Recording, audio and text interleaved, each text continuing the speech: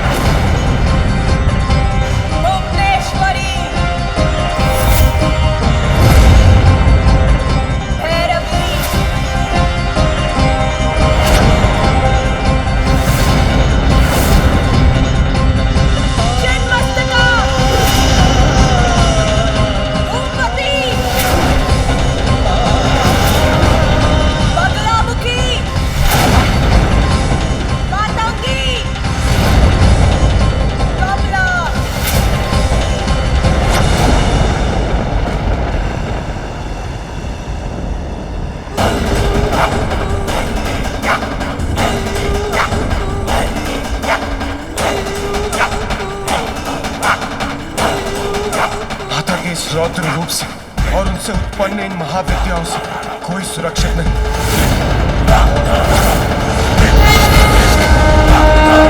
मैं केवल कैलाश ही नहीं, समस्त ब्रह्मांड में जहां जहां भी देव है उनका भी नाश कर दूंगी।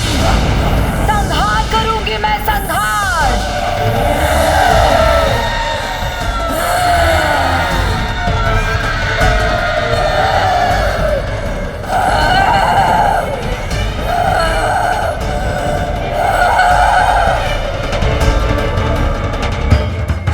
योगिनियां भी माता की देह से उत्पन्न होकर हम पर ही वार करने वाली।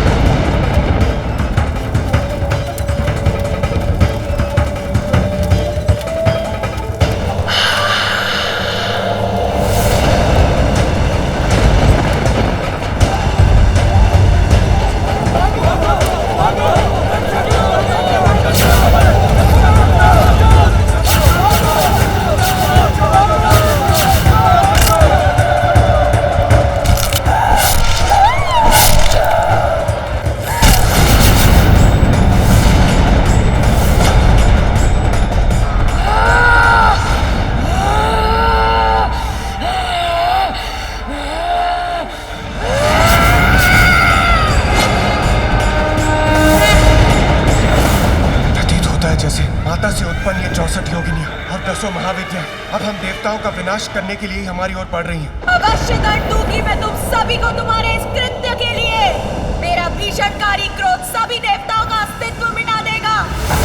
मेरी क्रोधाग्नि भस्म कर देगी तुम्हें। कोई शेष नहीं रहेगा। सबका संहार करूंगी मैं।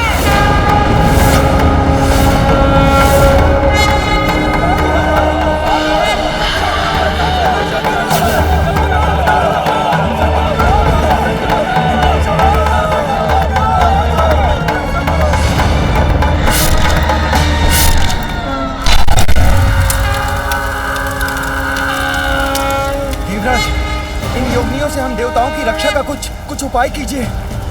सभी देवताओं को बंधक बना लिया इन 10 महाविद्याओं ने और 64 योगिनियां भी उनका साथ देने के लिए तत्पर है।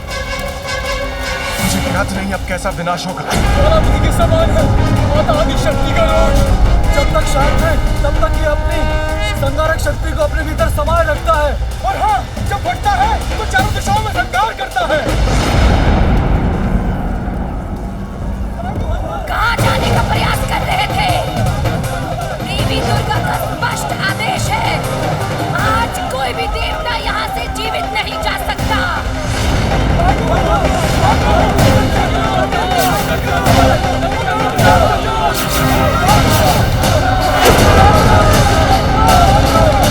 इस प्रकार तो देवी पार्वती सबका संहार करेंगी, सर्वत्र विनाश होगा, नष्ट हो जाएगी सृष्टि।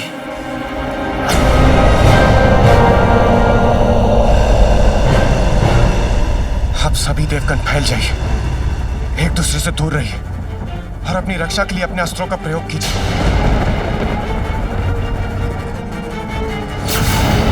देवगण बचाइए अपने आप को, रक्षित कीजिए स्वयं को। योगिनियों ने चारों ओर से घेर लिया है, शीघ्र कुछ करना होगा।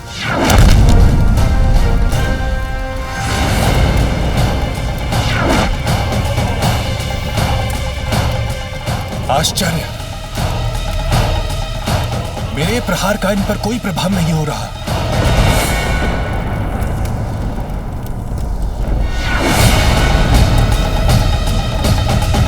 वायुदेव, आज कोई भी अस्त्र शस्त्र अथवा कोई भी तुम्हारी दिव्य शक्तियां महाशक्ति के क्रोध से तुम्हें अब कोई नहीं बचा पाएगा, कोई तुम्हारी रक्षा नहीं कर पाएगा।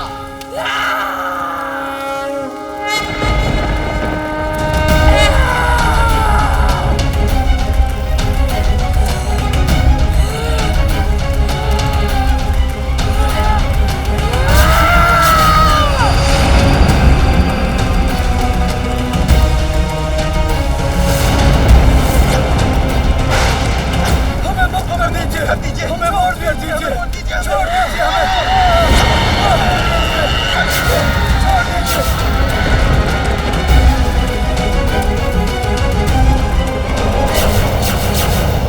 अग्निदेव, कहाँ भागने का प्रयास कर रहे हो? रुको और अपना दंड स्वीकार करो। मुझे पकड़ने की चेष्टा मत कीजिए। मेरी अग्नि सुरक्षा कवच को भेदने का प्रयास किया तो आप भस्म हो जाएंगी।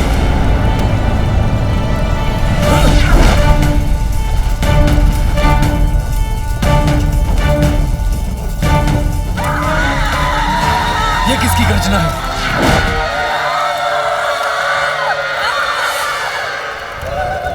देवी तारा अपने विकराल रूप में। अग्निदेव, उससे अपना बचाव कैसे करेंगे आप?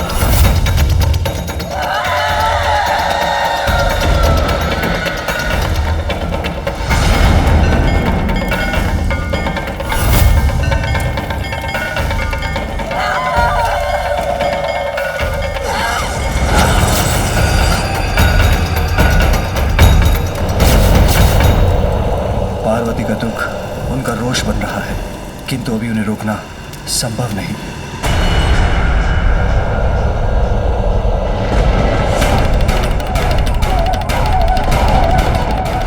देवी भुवनेश्वरी और देवी कमला अपने हाथों से जिस प्रचंड ऊर्जा को उत्पन्न कर रही है, उससे तो यहाँ उपस्थित कोई देवता नहीं बचेगा।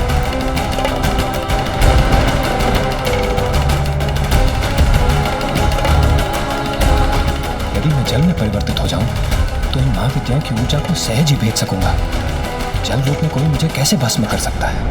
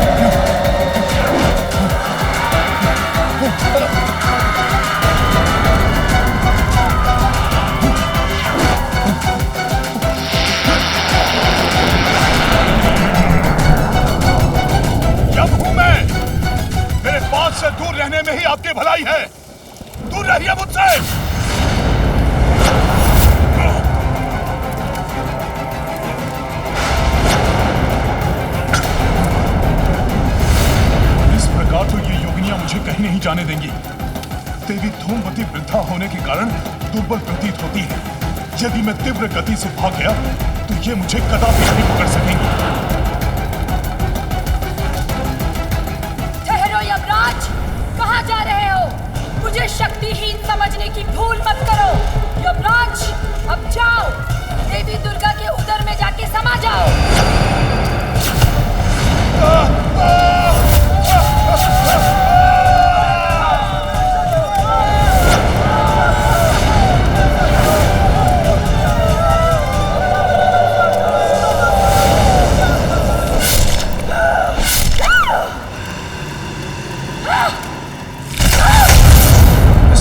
समस्त देवताओं का विनाश हो जाएगा और मैं देवराज होते हुए ये नहीं देख सकता। मुझे कुछ करना होगा।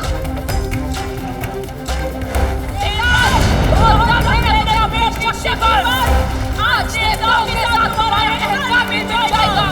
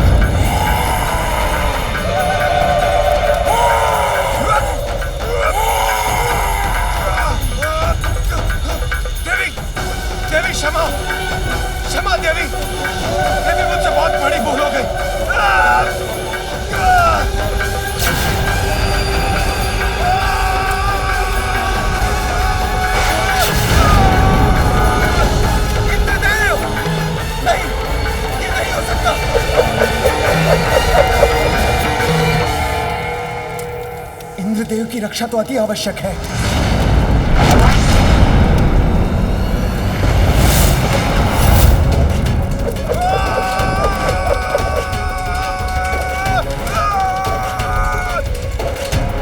इंद्रदेव की रक्षा से पूर्व तुम अपनी रक्षा का विचार करो सूर्यदेव।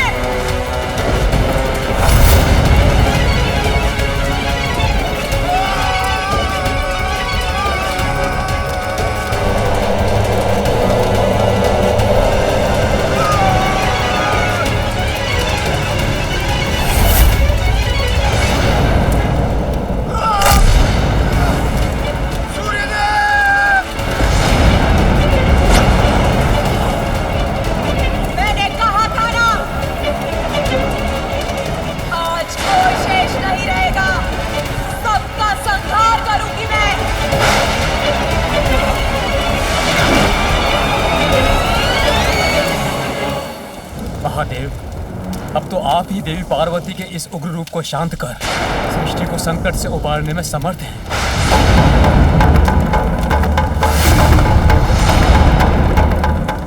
महादेव, शीघ्र कुछ कीजिए, अन्यथा देवी पार्वती सर्वत्र प्रलय की स्थिति उत्पन्न कर देंगी। मैं तो प्रतीक्षा ही कर रहा था कि देवी पार्वती के भीतर का रोष बाहर आ जाएगा तो वो स्वतः शांत हो जाएंगी, किंतु उसके विपरीत उनका रोष तो बढ़ता ही जा रहा है। उनकी इस विनाश लीला को शांत कर उन्हें रोकना ही होगा। मेरे पुत्र का वध त्रिशूल से किया था ना आपने?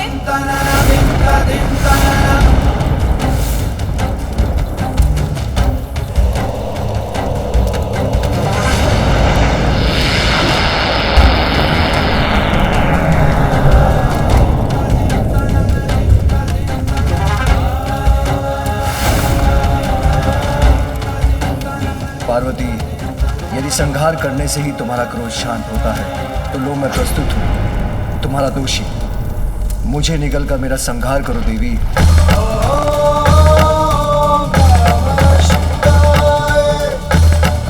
नहीं, ये कैसे कर सकती हूँ मैं?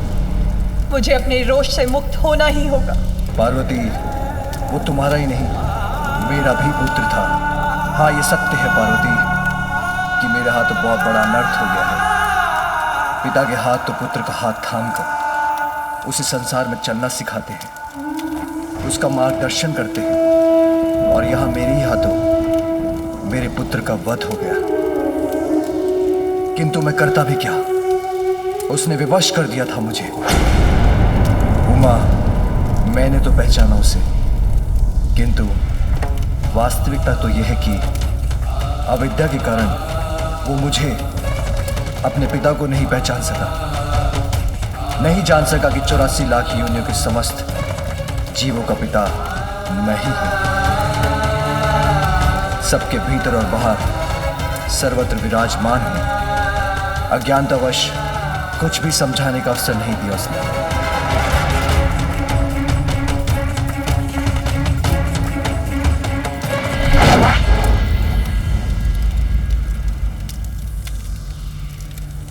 तुमने उसे जन्म तो दिया पार्वती, किंतु उचित संस्कार देने का अवसर नहीं मिला तुम्हें। इसलिए उससे अत्यधिक अहंकार था जिसे मिटाना अनिवार्य था। जैसे ब्रह्मदेव के शीश के साथ उनके अहंकार को भंग करना और प्रजापति दक्ष में समाये अहंकार का नाश आवश्यक था, उसी प्रकार हमारे अहंकारी पुत्र के अहंकार को नष्ट ही किया है मैंने। सत्य है पार्वती, सब जीवन का स्रोत भी मैं हूं, किंतु जीवन प्राप्त करने के बाद सभी अपनी इच्छानुसार अपने कर्मों का चुनाव करने के लिए स्वतंत्र हैं। हमारे पुत्र ने जिन कर्मों का चुनाव किया उसका परिणाम यही था, वही भुगतना पड़ा उसे। स्वामी, वो ब्रह्मदेव या प्रजापति दक्ष नहीं था, एक अपरिपक्व बालक मात्र था जिसका जन्म तक कुछ ही समय पूर्व हुआ था। कुछ ज्ञान प्राप्त करने का अवसर ही कहाँ प्राप्त हुआ उसे।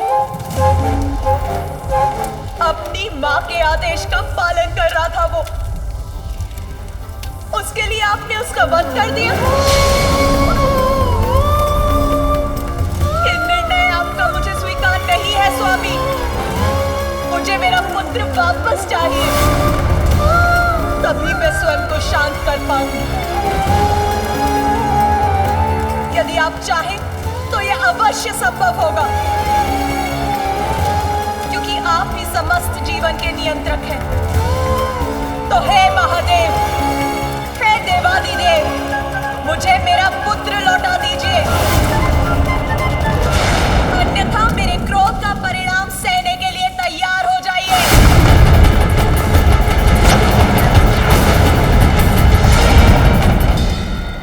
मुझे मेरा पुत्र लौटा दीजिए, अन्यथा मेरे क्रोध का परिणाम सहने के लिए तैयार हो जाइए।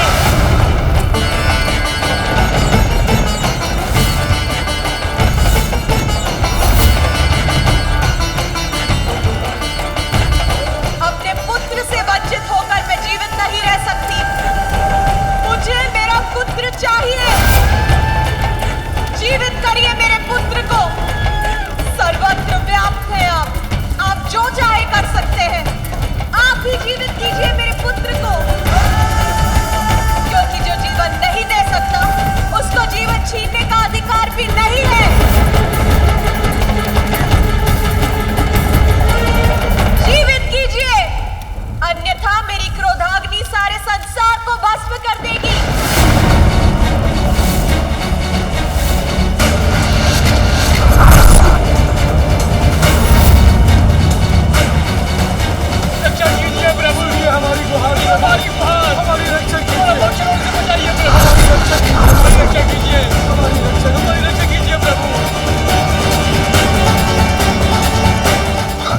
कैसे शांत करेंगे माता पार्वती के क्रोध को?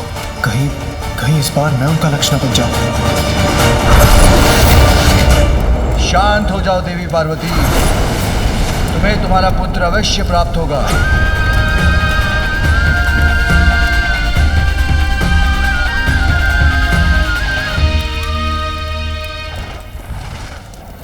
ये क्या कह रहे हैं महादेव? माता पार्वती का पुत्र पुनः जीवित होगा?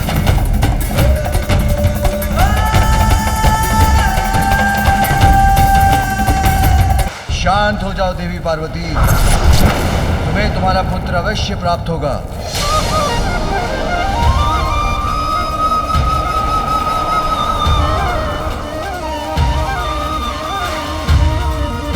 इसलिए नहीं कि तुम संहार कर रही हो, किंतु इसलिए कि पुत्र प्राप्ति की तुम्हारी कामना अत्यंत प्रबल है।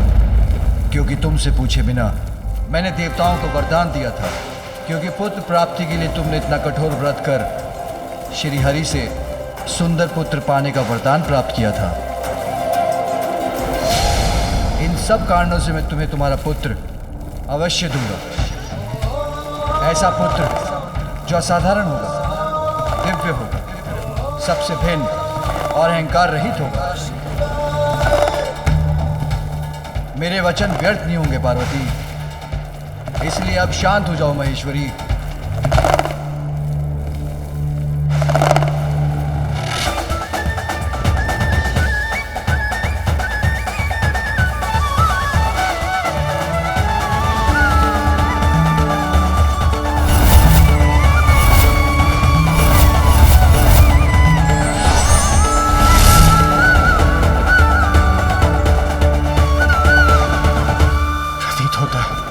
माता का क्रोध शांत हो गया।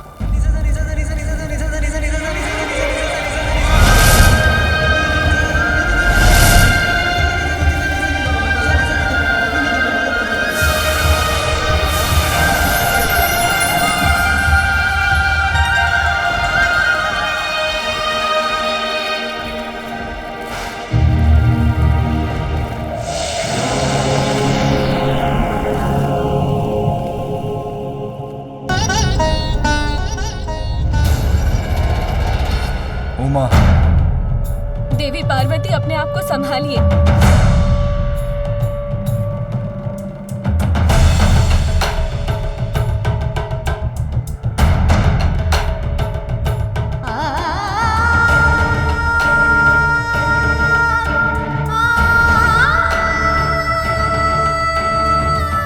मुझे मेरे पुत्र को देखना है। उसे देखे बिना कैसे शांत हो सकती हूँ मैं? स्वामी, इस माँ पर इतनी कृपा कीजिए, अब अविलंब मेरे पुत्र को जीवित कर दीजिए।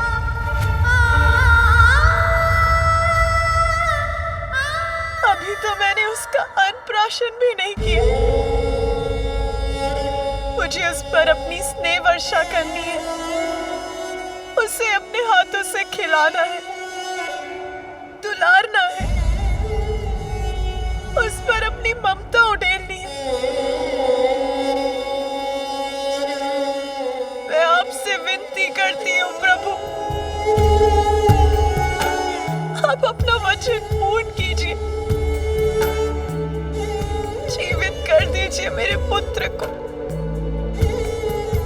जीवित कर दीजिए।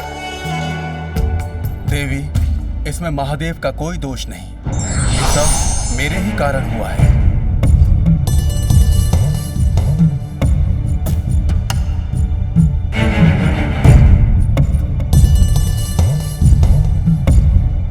आपका दोषी तो मैं हूं। इस घटनाक्रम का संपूर्ण दोष मेरा ही है।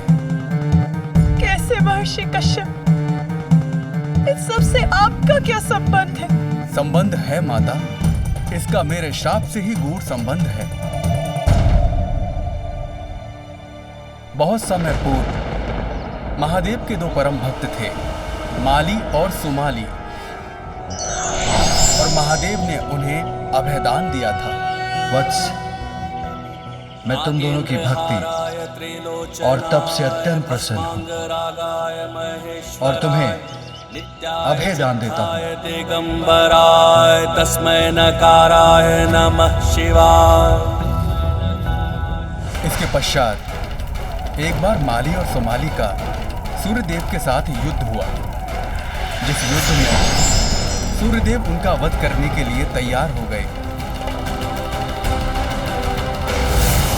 तब माली और सोमाली के अभयदाता महादेव को प्रकट होकर उनकी रक्षा करनी पड़ी। उन्होंने सूर्यदेव पर अपने त्रिशूल का प्रहार कर उन्हें मरणासन अवस्था में उनके रथ से नीचे गिरा दिया।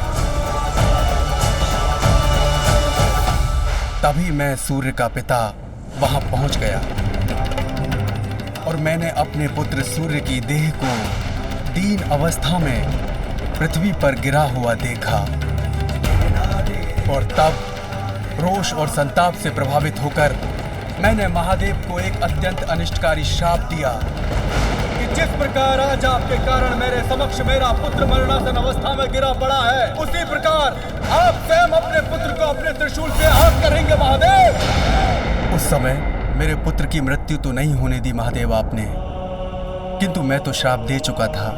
वो स्थिर रहा जिसके कारण ही आज यहाँ ये सब घटा। किंतु हे महादेव, आप तो करुणा सागर हैं, सब जीवन के स्रोत हैं, इसलिए मेरी विनती स्वीकार कर मुझे दोष मुक्त कीजिए। अपने पुत्र को जीवित कर दीजिए महेश्वर। आप चाहे तो ये अवश्य संभव होगा। ऋषिवर, अब वही करने का प्रयास करने जा रहा हूं। अब मुझे आज्ञा दीजिए। प्रणाम महादेव, प्रणाम माता।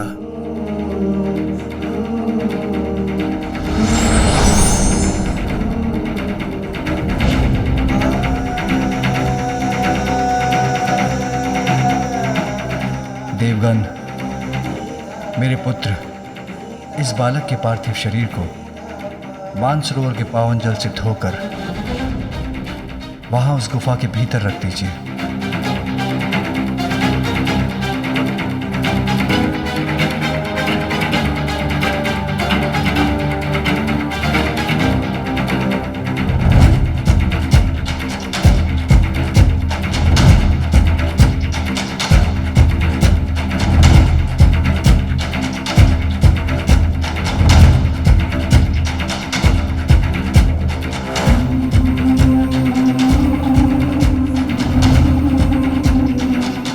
विश्वास रखिए देवी, इसी विधि से उसे मैं पुनर्जीवित कर सकूंगा।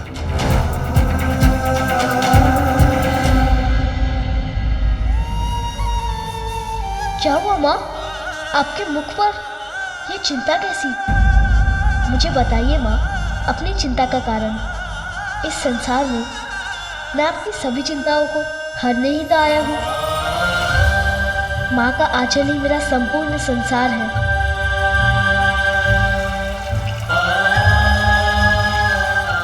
तुम ये क्या कर रहे हो पुत्र? अभी बताता हूँ माँ।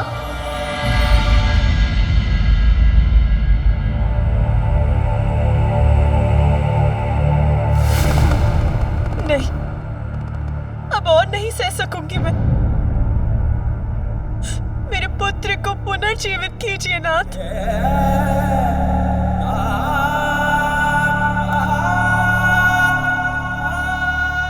धैर्य रखो उमा। बिना शीश के मैं उसे जीवन नहीं दे सकता। मेरे त्रिशूल के प्रहार से उसका शीश सदा के लिए नष्ट हो चुका है,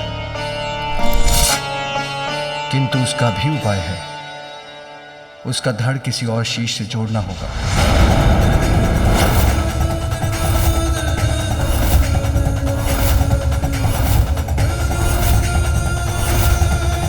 तब मैं अपने पुत्र को पुनर्जीवित कर सकूंगा। क्या किसी और का शीश जोड़ा जाएगा मेरे पुत्र के धड़ पर? किसका शीश होगा वो?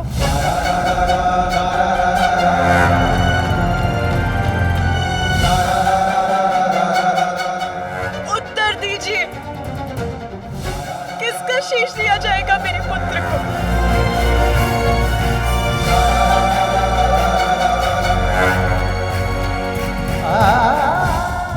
वचन दिया है उमा, मैं तुम्हारे पुत्र को पुनर्जीवित करूंगा। इसीलिए विश्वास रखो, जो होगा उचित ही होगा। किंतु स्वामी, उसे तो किसी और का शीश धारण करना होगा। किसी और का शीश हम कहां से लेकर आएंगे प्रभु? देवतागण, आप सभी उत्तर दिशा की ओर जाएं। उस दिशा में सर्वप्रथम जो भी नवजात शिशु आपको दिखाई दे, जिसका जन्म कुछ समय पूर्व हुआ हो, उसका शीश ले आए। वही शीश इस बालक का शीश बनेगा।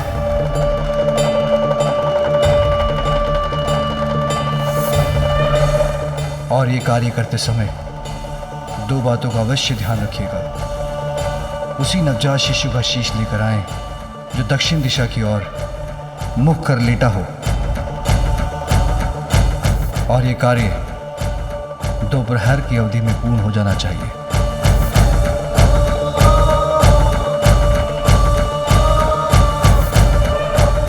अन्यथा मैं अपने पुत्र को पुनर्जीवित करने में अक्षम बचूंगा।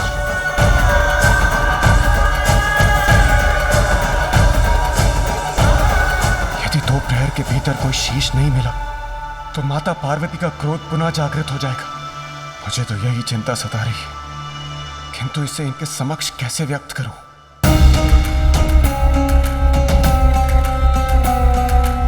मात्र 2 प्रहर, बस इतना ही अवकाश है मेरे पुत्र के लिए शीश प्राप्त कर उसे पुनर्जीवित करने का।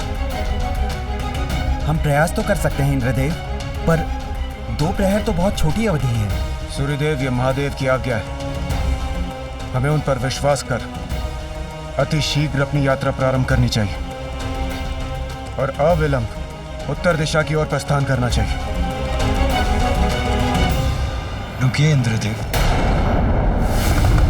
मैं भी आप लोगों की सहायता के लिए आप सबके साथ चलता हूं।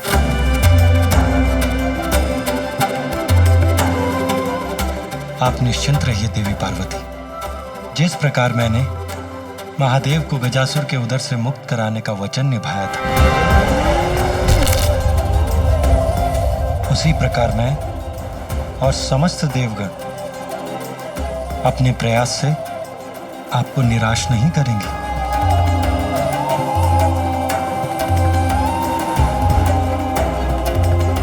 आपके इन वचनों से मुझे आश्वस्त करने के लिए अनेकों धन्यवाद भ्राताश्री।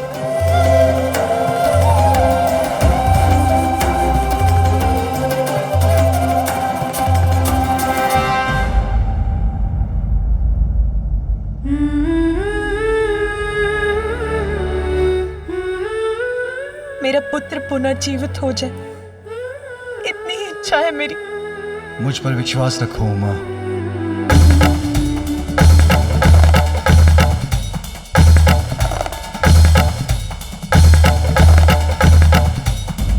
मैं यही हूँ पुत्र, तुम्हारे समीप,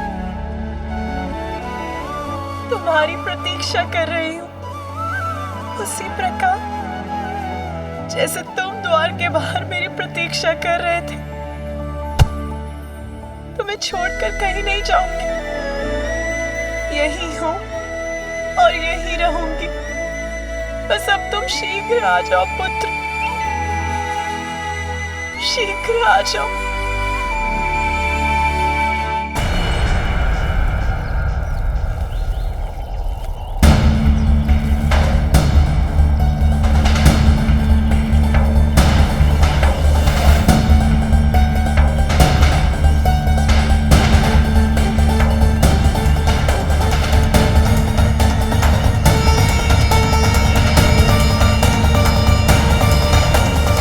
समय अत्यंत तीव्र गति से बीता जा रहा है और हमें अभी तक कोई नवजात शिशु नहीं दिखा।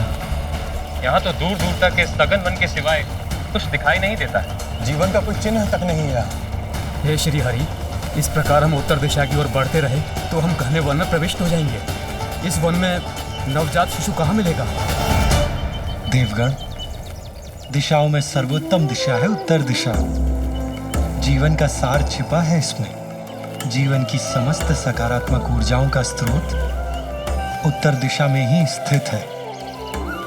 अतः आप लोग अपना संशय त्याग दीजिए और आगे बढ़िए, क्योंकि जहां आपको सघन वन दिखाई दे रहा है वहां महादेव अपनी दिव्य दृष्टि से भविष्य के दर्शन कर चुके।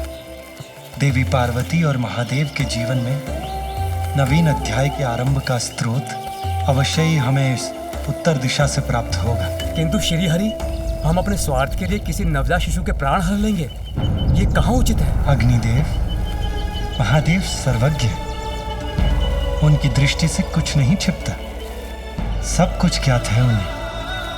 यदि उन्होंने कुछ कहा है तो उसके पीछे अवश्य ही कोई गूढ़ अर्थ छिपा है। इसलिए आप उनकी बात पर विश्वास कीजिए और उनके आदेशानुसार आगे बढ़िए। और वैसे भी जब मैं आपकी सहायता के लिए आपके साथ हूं तो आपको किस बात की चिंता?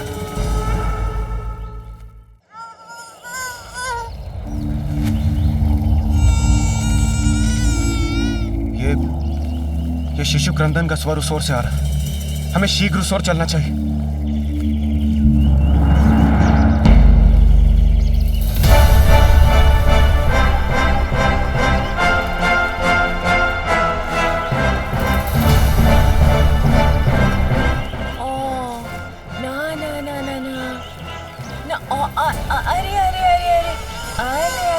बच्चा, आले आले आले आले आले आले आले, शांत हो जा मेरा लाल, रोते नहीं। तुम्हारी माँ है ना तुम्हारे पास, फिर क्यों रोते हो भला?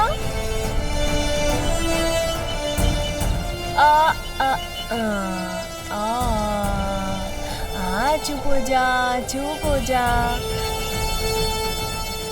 अवश्य ही यही वो शिशु है जिसके बारे में महादेव ने हमसे कहा था। हाँ अवश्य, यही है हमारी समस्या का समाधान। नहीं वरुण देव, आप भूल कर रहे हैं। भूल? कैसी भूल विष्णुदेव? ये एक शिशु है और नवजात भी, अर्थात हमें इसी का शीश ले जाना है ना? इंद्रदेव, ये शिशु नवजात अवश्य है, परंतु महादेव ने हमें स्पष्ट कहा था उसी नवजात शिशु का शीश लेकर आए जो दक्षिण दिशा की ओर मुख कर लेटा हो, और इस बालक का मुख पश्चिम दिशा की ओर है।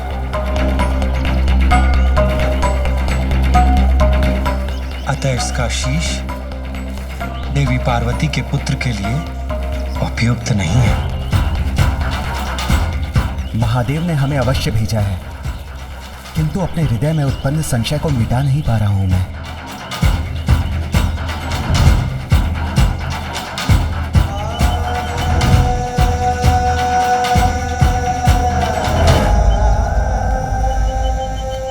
देवगण, इस शिशु को निहारने से कोई लाभ नहीं।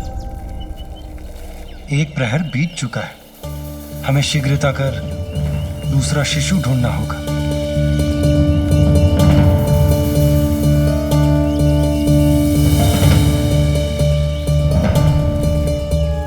आइए देवगण।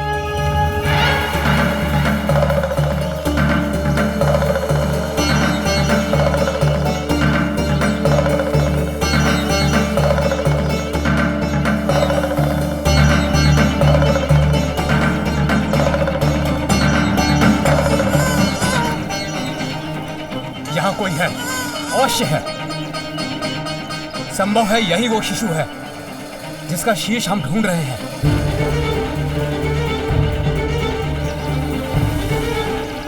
अग्निदेव को कुछ आभास हुआ है, हमें उनकी बात सुननी चाहिए। इस ओर आइए प्रभु।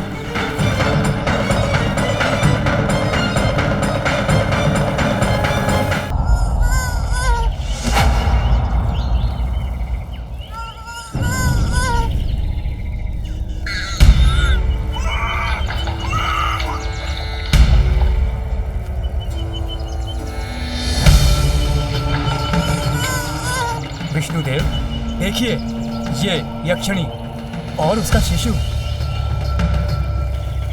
और कितना सुंदर है। माता पार्वती भी इसे देखकर अत्यंत प्रसन्न होंगी।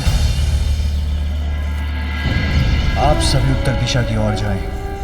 उस दिशा में सर्वप्रथम जो भी नवजात शिशु आपको दिखाई दे, जिसका जन्म कुछ समय पूर्व हुआ हो उसका शीश ले आए।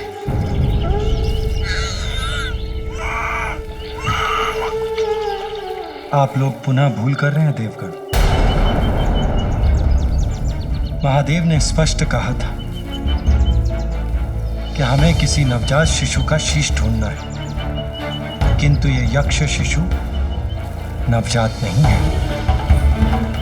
इसकी आयु 1 वर्ष के समीप है।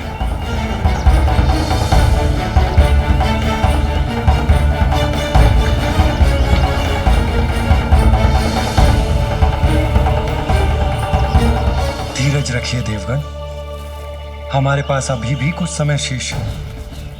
हमें रुकना नहीं चाहिए।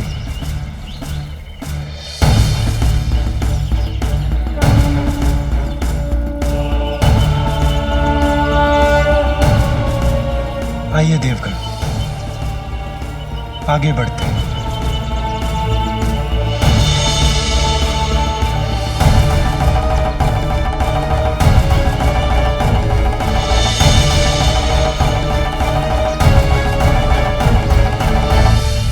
यहाँ तो वन्य पशु भी कठिनाई से आते होंगे, फिर श्रीहरि हमें वन के और भीतर कहाँ ले जा रहे हैं?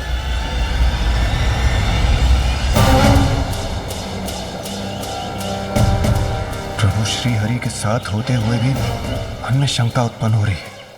क्या हम किसी शिशु का शीश ढूंढ भी सकेंगे? यहाँ कहाँ मिलेगा कोई शिशु हमें?